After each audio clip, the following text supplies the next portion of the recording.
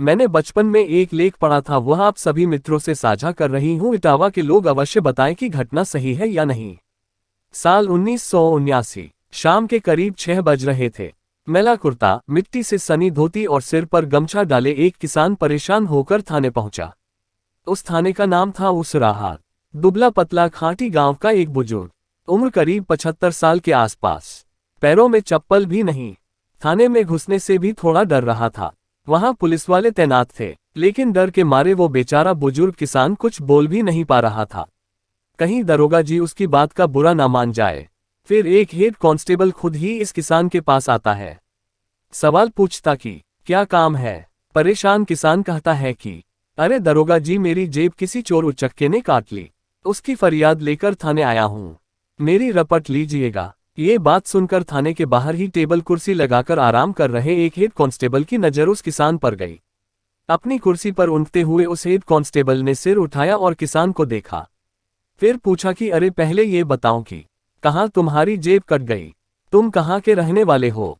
इस पर उस किसान ने जवाब दिया, मैं मेरठ का रहने वाला हूँ साहब, यहाँ इटावा में अपने रिश्तेदार के घर आया था।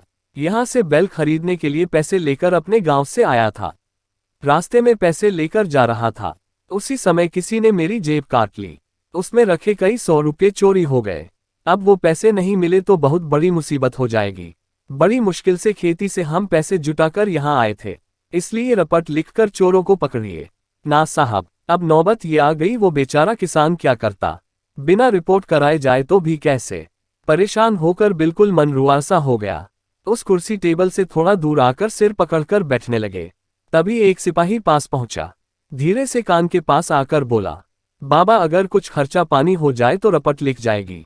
अब रपट लिख जाने की बात पर तो किसान खुश हो गए, लेकिन खर्चा पानी तो ज्यादा ही देना होगा। ये सोचकर उनके माथे पर फिर से शिकन आ गई। अब वो किसान बोलने लगे कि हम तो पहले से ही परेशान हैं, अब पैसे कैसे दे पाएंगे, मैं बहुत ही गरीब हूँ, कुछ जुगाड़ से करा देते तो बड़ी मेहरबानी होगी। काफी बात के बाद भी वो सिपाही राजी नहीं हुआ, तो आखिरकार उस समय 35 रुपये पर बात तय हुई। अब उस गरीब किसान ने 35 रुपये चुपके से पकड़ाए तो कागज के टुकड़े पर मुंशी ने रपट लिखना शुरू किया। उनकी शिकायत पर तहरीर लिखी। फिर मुंशी ने कहा कि अरे बाबा, साइन करोगे कि अंगूठा लगावोगे। फिर ये कहते हुए उस पुलिस वाले ने पेन और अंगूठा लगाने वाला स्याही का पैड भी आगे बढ़ा दिया। अब उस किसान ने पहले पेन उठाया और फिर स्याही वाला पैड भी। पुलिस वाला भी थोड़ी देर के लिए अचरज में पड़ गया कि आखिर ये करेगा क्या, साइन करेगा या अंगूठा लगाएगा। अब वो पुलिस वाला इसी उधेड़बुन में था कि आखिर ये किसान क्या करने वाला है। तभी उस किसान ने कागज पर अपना साइन किया और फिर अपने मैले कुचैले कुर्ते की जेब से एक मुहर निकाली। उसी मुहर को स्याही के पैड पर लगाकर कागज पर ठोक दिया। ये देखकर पुलिस वाला फिर अचरज में पड़ गया। इस किसान ने जेब से कौन सी मुहर निकालकर थप्पा मार दिया। उसे देखने के लिए तुरंत कागज को उठाया और पढ़ा, तो उस पर साइन के साथ नाम लिखा था, चौधरी चरण सिंह, और मुहर से जो ठप्पा लगा था उस पर लिखा था, प्रधानमंत्री भारत सरकार। ये देखते ही उस पुलिस वाले के पैर कांपने लगे। तुरंत सैल्यूट किया और माफी मांगा।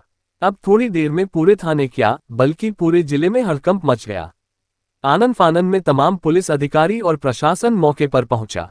इसके बाद उस समय उसराहार थाने के सभी पुलिसकर्मियों को सस्पेंड कर दिया गया। जिंदगी के इस रंगमंच पर ऐसा किरदार निभा जाओ कि हर कोई आप जैसा करने की कोशिश करे। ऐसी ही पोस्ट देखने के लिए लाइक शेयर सब्सक्राइब करें। फेसबुक नाम अमनदीप स्टोरी MK और यूट्यूब चैनल नाम अमन यूट्यूब ब्लॉग पर। Thanks for you.